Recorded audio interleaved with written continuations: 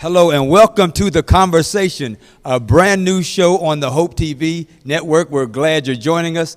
We're going to talk about a lot of things that men think about, but we don't always discuss. From politics, religion, relationships, you name it, we're going to be talking about it. My name is Ron Clemens. I'm joined by three good friends of mine. First up, the voice known as Greg Kirkland. How are you doing, sir? What's happening? I'm great, Ron. Thank you so much. I'm so glad to be here to be a part of the conversation. I'm a little nervous because you never know what might come out when men sit around and start talking. Yes, sir. But I'm excited. Yes, sir. Very true. Very true. Yes, sir. DeMarcus Smith, welcome. What's going on, everybody, man? I'm excited, man. I'm up here with great black men of influence, man. I'm here to learn some stuff, here to say some crazy off-the-wall stuff. But, man, this is the conversation, man. This is what we do. I hope y'all ready. All right. I hope y'all ready. All right. And bringing up the rear, Jeff Fauntleroy. Yes, sir. You know I'm the shy guy of the crew, so I'm going to do my best to bring my best. Indeed.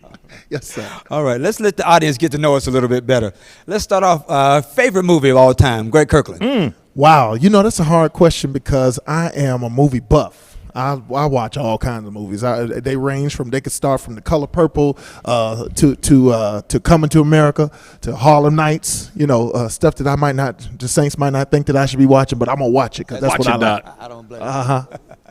Jeff Fauntleroy, what about you? Man, it's a tie between Brown Sugar and Love Jones. Yes, sir. Neil Long. But let me tell you something. It was Neil Long's friend that brought it up for me, sir. Doc. Yes, Watch sir. out, Doc. Woo! Know about her. Boy, she had something in that voice, man. It was special.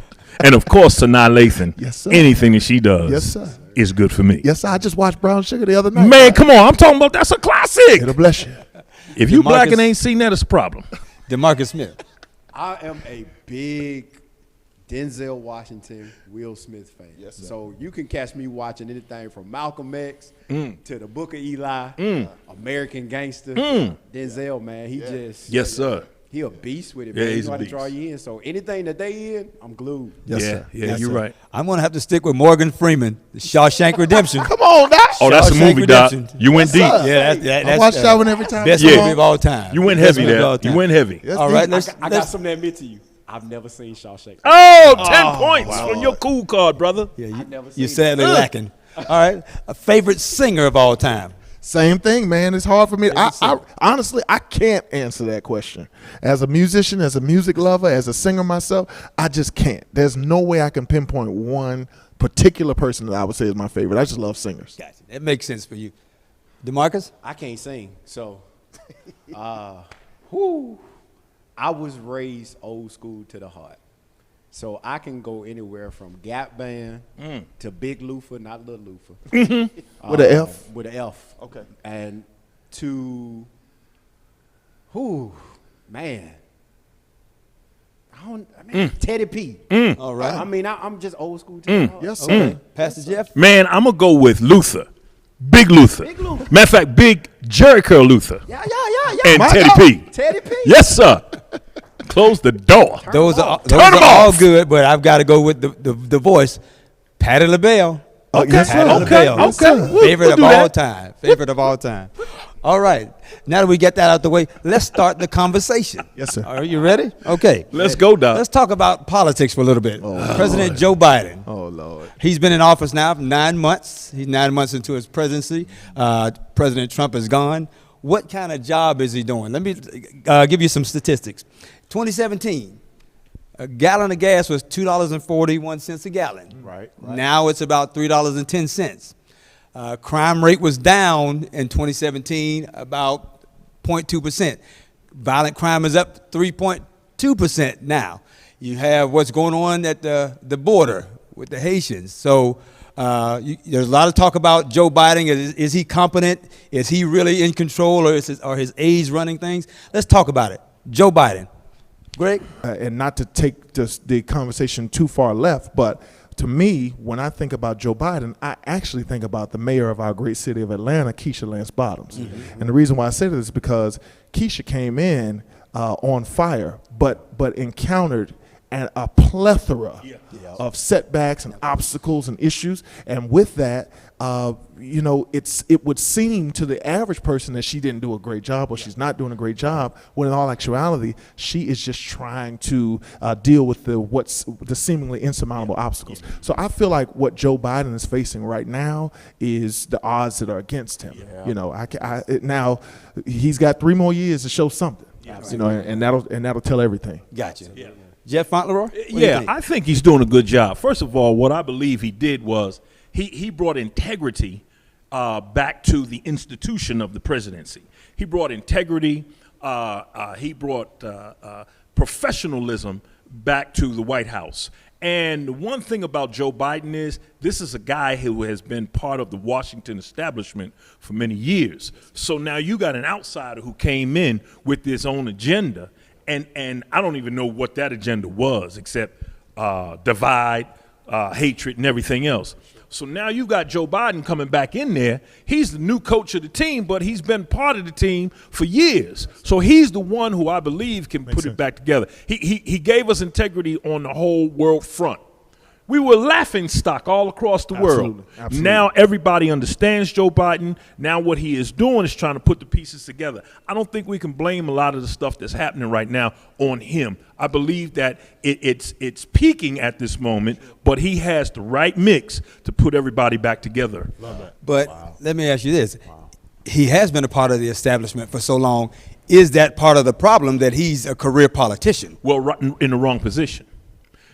He was part of the White House establishment, but not in the right position. Now he's in the lead position, and all of that experience that he has taken, you know, it's like, for instance, you take a Pastor Smith and put him in a storefront church. Man, that storefront church is going to thrive instantly because he knows everything that it takes to make that thing work. Joe Biden now is in the head seat. So he knows what it takes to thrive. He can put all those pieces together, all that experience together, and make it work. I got confidence in him. Run, Uncle Joe. Okay. DeMarcus Smith? I would have to agree with both gentlemen, man. The integrity that's come back to that seat has been phenomenal. I believe, for me as a millennial, the first year is always hard for any president because of all the things that they're working against. They've got to, what you find in their first year is undoing a lot of the stuff from the last presidency, trying to make up for all the, or uphold all the promises that they promised all the different people. But I truly believe that the whole United States has felt the tension decrease. Absolutely. Because it was like walking on eggshells every day as a black male, as a black father, as a minority period in the U.S., man. It was so much tension that was created, so much chaos. Now it's like everything is a little bit more at ease. Right. With any presidency, though, I believe that he does have to uphold a lot of those promises that he promised the people that voted him into office to. Now, I believe we put a lot of pressure on them because we want it right now across the board. And that's a hot seat to sit in. But overall, man, the first year, I think, is just them getting in, trying to reestablish. And I believe he's reestablished a lot of, like you said, integrity, order. He's shifted us back from being laughing stocks across the world to now being respected again in a lot of arenas. And so I believe the second, third, fourth but years that he's in, that's where we're really going to start seeing more and more of what he's promised, what he can do. And hopefully a lot of those things shift. And then look at the COVID vaccinations. I mean, we were slipping on that. People didn't know. President Trump was talking about the Drano stuff and the drain cleaner and the going outside and putting the sun into your mouth. Come on, man. But so Joe Biden got these vaccinations out instantly. UPS trucks rolling out with vaccinations. So now the world is becoming more vaccinated. We're getting these numbers down. I think recently we just spiked to what they say is the highest, and now we're on the decrease. So, man, again, run, Uncle Joe, run. I will give you that, and I think that you're right that he has brought a level of professionalism back to it. But I don't disagree with everything that Donald Trump did. I disagree with his methods. in a lot of his rhetoric. But there are some great things that Donald Trump did to help us. I mean, you think about the economy. Again, we talk about gas prices when he was in office. Gas prices were down. He inherited it. That's debatable. True. That's next. But he's also, next. one thing that you can't take from him was he's a great businessman. Absolutely. But the United States is more than just the business pieces. Now, he catered to that audience. Yeah, but he was business for the big man. For sure. He catered to that audience, but we lost so much, and we start going backwards when you talked about racial conversations and morals. And that's values. economy. And Who that's loses economy. on And that? we lost a lot of things. So, I mean, I can see your point, but it's real hard to root for somebody. Now, again, I do believe that every president, Bro, you go back to President Obama, Careful. everything that President Obama did was not great for Absolutely. us. Don't you Absolutely. talk about my So Obama. again, everything and I think a lot of things that Obama President still Trump my did president. got masked by his rhetoric and the racial divide. So I will give you that he created an apparently very divisive country. Sure. The riots and the Capitol Hill riots, that mob situation. So those things That I think cost America yes, millions. I Still agree. waiting for all y'all to But get I think arrested. if you look at to DeMarcus's point, his business acumen. And again, there are some questions. He's had, of course, some failed businesses. But again, he was not born a billionaire. All of them. He did some things, I think, that for the country. Protecting our border, I don't disagree with that. I disagree with the methods that he used. And when you have children in cages and things like that, I think that's the wrong way to do it. But I cannot disagree with him wanting to protect our borders. But I think it gets lost because of some of the rhetoric that he used. See, you talk about protect the borders, but my thing is, I think it was Martin Luther King said to somebody, he said, man, I keep seeing you pulling these people out of the water. Every time you go down, you save somebody from drowning. Sooner or later, you're going to have to find out why they're falling into the water. Yeah. So, you're protecting the borders, but are you dealing with the countries that are causing this problem? And that's the thing. He never dealt with the country. So, to me, he was a superficial kind of president. Yeah. He didn't go deep enough to figure out what the problem was. And stop that problem for them to run. Why are they coming from Mexico? Why are they coming from Guatemala? Why are they coming from Venezuela? No, Trump was about lining his own pockets. Absolutely. That's the economy that he. Well, let me throw this out. Next election, he's probably going to run again. He's probably going to be on the Republican ticket. won't have my vote. And as it stands right now, he would probably win No. the Republican ticket. I think he lost a lot of. I think he lost some people now. I would have to agree with you, sir. I agree that he I will, would have but to he agree lost with some you. folks I now. hate to agree with you, but I would have to That agree party with you. is so fractured right now, you could win the Republican Party. Nah. It's fractured. Nah. It's fractured. They can't get themselves together. You still got people talking about they didn't win. He didn't. I mean, he won. Nobody thought Trump would win in the first place. Right. Nobody in a million years. When we went to bed the night of the election, nobody thought that they were going to wake up the next morning and Donald Trump was going to be the president of the United States of America. Nobody thought that. But I believe the only reason, not the only reason, but even with him winning, that was the first time America saw something completely different than somebody born into politics or somebody that did it their entire life. He was like the outlier that just came in like, I'm about to do this, that. And he caused a lot of confrontation and chaos even during his campaign. He did. And He so did. to see him win and then to see what occurred. Right. But to that point, to see him win, just that point alone, to see him win said something. A lot had to happen for him to see him win. win. Yeah, said well, something. let's not take the racial component out of it either. Racial component was they didn't want to see anybody who was tied to Barack Obama. Well, that And was true. They said, I would rather vote. And then you had the whole thing about, I don't want a woman. I don't want this. I don't want that. And then some people that look like us said, I don't want it. I can't have a woman over me. You had my age group and over, and I can't have a woman lead me. I can't do this. You had churches that said, I can't have a woman lead me. Oh, now A woman's not supposed to lead. now you and going so down a different now conversation. they didn't vote for Donald Trump. They They voted voted against against it. a woman. Yeah. Well, but even still, my point to Ron's point is that there is an undercurrent. Even if you look at the fact that yes, Joe Biden did win the presidency, but it was close. It was. Yeah, it Well, was. It was close. I think And that was the so- main thing. And so there's an undercurrent of people that show up at the last minute and tell you something about where this nation still is.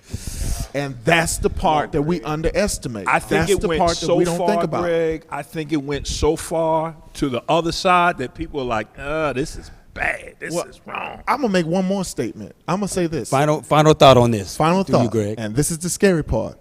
I just came from D.C. and the driver of my vehicle made a statement that was so profound. He said, in D.C. they have a saying, and the saying that they have in D.C. is, right wing or left wing is still the same bird. Wow. All right. So the question is, whoever ends up in the office. Wow. That's right. And we could talk about this all day long, but we've got to move. We started the conversation. Now let's debate.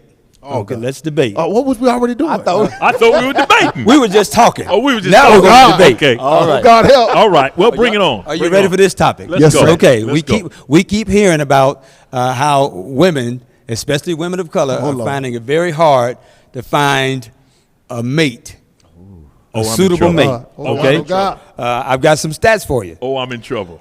15% of black men marry outside of their race. I'm in trouble. In 2019, only 30% of the black women in this country were married. 56% never married. So what's going on? Is there a man shortage? Where are the brothers? Where are the men? Let's talk about it. Hey, first of all, I want to ask this question. Okay. Okay, Jeff. I know I'm in trouble. I've already asked the question. You're supposed to answer. Listen. Okay, so I'm gonna ask the question: Do these women really know what they want? And then, how much are they willing to sacrifice? Well, I'm glad you asked that. Okay. Wait a minute. Let me. So, how much are they willing to sacrifice? And did they actually have a good model of what it is that they're looking for? Okay. Well, we have an anonymous female panel that gives us feedback.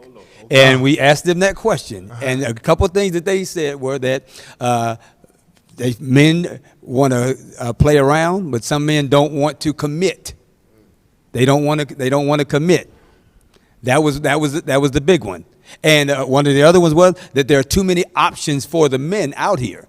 So men don't have to necessarily choose because of the ratio. They can they can play the game.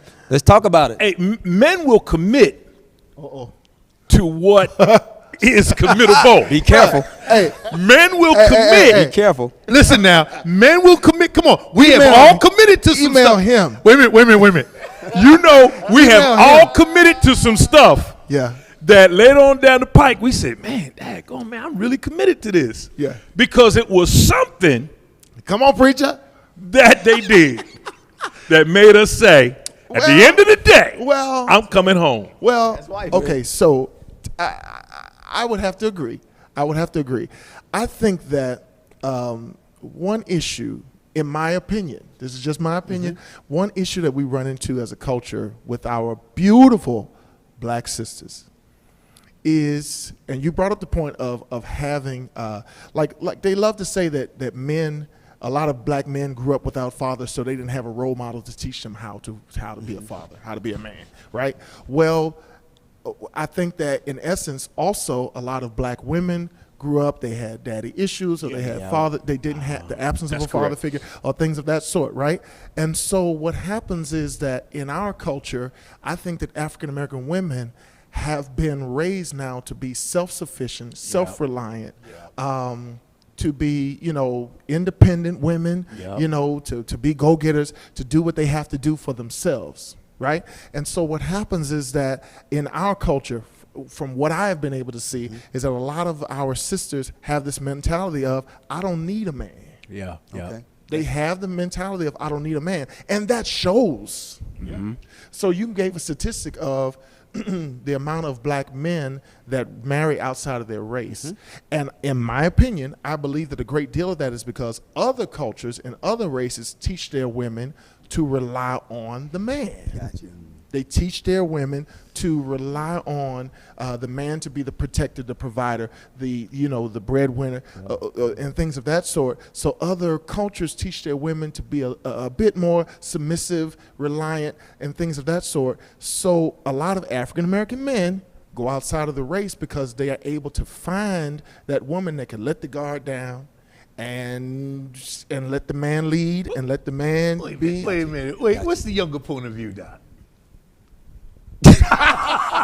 I'm sitting here learning and listening. Okay.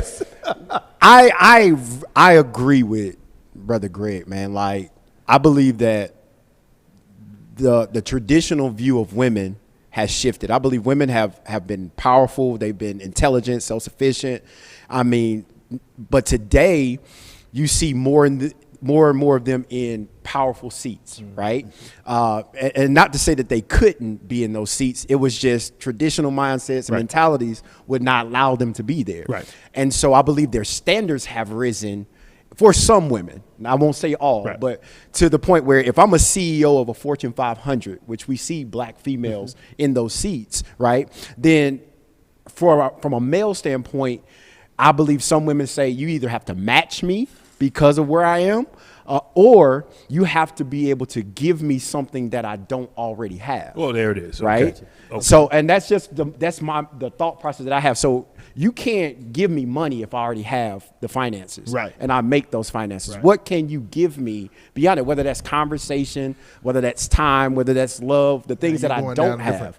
Right. And see, with that, I would have to go on to say that the flip side of my thought process is that a man should always be a man. Absolutely. For sure. Absolutely. For sure. Absolutely. And let me throw this out there. So Essence asked some matchmakers, asked the men, why they don't approach women. And here's some of the answers that men gave. Color? Women of color. Okay. They don't seem as fun. Mama. They sometimes appear that they don't want to be bothered. My God. Okay? They don't offer enough support, meaning if a man's going through something, that support system is not there. They need to be more sexually inhibited. Okay? This last one was this poll was in Maine. And women want what they want. For sure. Women want what they want. If you want sure. a baller, you're not satisfied Yep. unless you have a baller. Yep. So that's why some men See, won't you know approach what the it. problem is? That's social media. Social media has devastated y'all, man, in this aspect. You know, it has to get to the point. First of all, those single women, that's why their heating bill is so doggone high in the winter, because they come home powerful and by themselves. Okay, but Y'all email him. Email him. let me say this. Email you know what? There's got to be some equaling of, I mean, you got a CEO. Okay, cool. She's got money. But at the end of the day, doesn't she just want some support? For sure. And if a blue-collar guy who's out here putting pipes in housing projects and he's making a couple dollars, he got a good pension, he got a good medical plan, and he's coming home and he's making sure that sister is good, got something in on the pot, going to help them when she's working all these hours. Hey, man, But that Jeff, equals out. But Jeff, to your to that point brings me back to the last point I made. Because in my opinion, what seems to happen a lot of times is that it's not always the woman that can't be submissive to a man. It's that the man, he can't bring himself, or lots of men feel like they have to level up. Yeah. So the man doesn't know how to be a man enough to say. My thing is this. You know, Dr. Smith oftentimes makes a statement of, you know, it's hard for some men to deal with a woman that makes more money. Mm-hmm. In my house, I'm a musician. I'm a full-time working musician. Thankfully, I'm blessed to be able to lead worship in churches, which gives me a level of stability. And then outside of that, everything that I do as an entrepreneur is gravy. At certain points in my life, all I had was my musicianship, my entrepreneurship as an artist. So there are ebbs and flows. One year might be good, the next year might not be good, you know. And thankfully, I married a woman who has stability, you know, is a corporate America, things of that sort. So my thing to her is, you get a raise, okay, I'm not intimidated by that. Can you please get all the channels that Xfinity has to offer so that I can watch what I want to watch? Because if you get a raise, we get a raise. For sure. And so you work that out. Work that out. You work that out. But a lot of men don't know how to be a man. And what I mean by that is, you know, you might encounter a woman that might make more than you, might be, you know, in a higher class than you financially or socially, whatever. But guess what? I make enough to at least go to the grocery store. Let me buy the groceries. And that's what it is. Let me take you to the movies. It's let me trust. be a man. It's give and take. Let me open the door for you. You Let got me this, provide but I security got for you. this. Absolutely. And we're going to work this out. Absolutely. No matter how much you have, no matter how much I have. A man has to be a man, and I feel like a female, regardless of what her status is, can respect if a man comes to the table and is a man. Doing his best. And I agree with that. Doing It just his all best. depends on how you coming into that relationship or what you're looking for that point.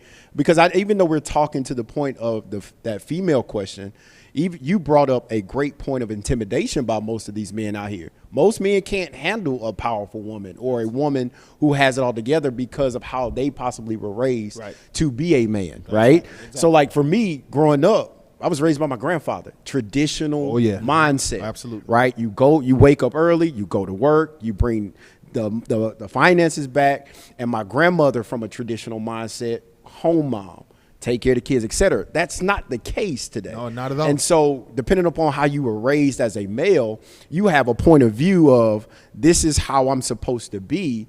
And it's hard to shift that point of view if you got a powerful woman that walks in like, I can take care of all this. I just need you to do X, Y, and Z. And just be the man. So there's a mentoring situation that needs to Last happen. point. You wrap it up. There's a Fauntleroy. mentoring thing that is a void. Absolutely. On both sides. Older brothers have to take on these younger brothers and help them along the way. Absolutely. Help them with those who have been married for years and say, brother, this is what I've done. Absolutely. This is what I've gone Absolutely. through. So there has to be a mentorship in our community so that we can help these young men out Absolutely. and help these young sisters out. Absolutely. So there's got to be some mentorship. And there has to be both. I know you said the final point, but it has to work both ways because I think that some of these older women need to do a conference too to teach some of those and just talk. Understanders. Just talk about the things that are important to a man. Because to that point, if I could offer one thing, it would be that men love a woman's natural self. Yes, sir. Yes. Men love. Listen, Absolutely.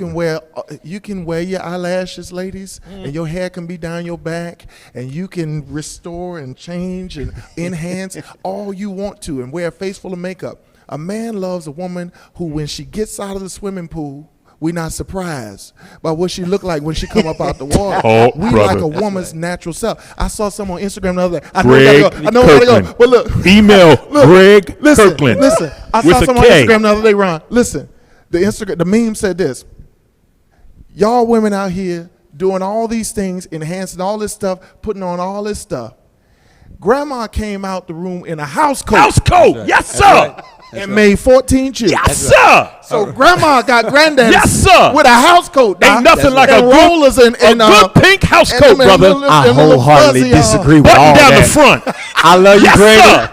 but I wouldn't date you, Granny. With a little, I love you, baby. With a little flour on it. I will wrap From this. frying that I'll wrap chicken. this up with a joke I heard Louis Farrakhan say the other day. Yes, sir. Yes, sir. Man went on his honeymoon, and on his honeymoon night, Yes, in his bedroom, Yes, sir. and his new wife took off her wig, put it in the drawer. Took out her teeth, put them in the drawer. Oh, Lord. Took off her legs, put them in the drawer. Oh, Lord. And the man stood there looking at her, and the woman said, "What's wrong?" He said, well, "I don't know whether to get in the bed or in the drawer." That sound like that scene from I'm Gonna Get You, That's Sucker. Ron Clemens. Email Ron. Email Ron Listen, Clemens. we have had a great time today. I appreciate you guys. I'm looking forward to a great show today. We appreciate you all joining us Wow. for the first conversation. Wow. Look, stay tuned for more of these shows that are coming your way. We've got to go now, but if you want to know more, follow us on Instagram, and you'll see more that's happening after the show. We'll continue some of these conversations, Oh, God. and you'll find out some more about what we think. So until the next time, thank you for joining us. You don't want to miss the next one, and be part of the conversation.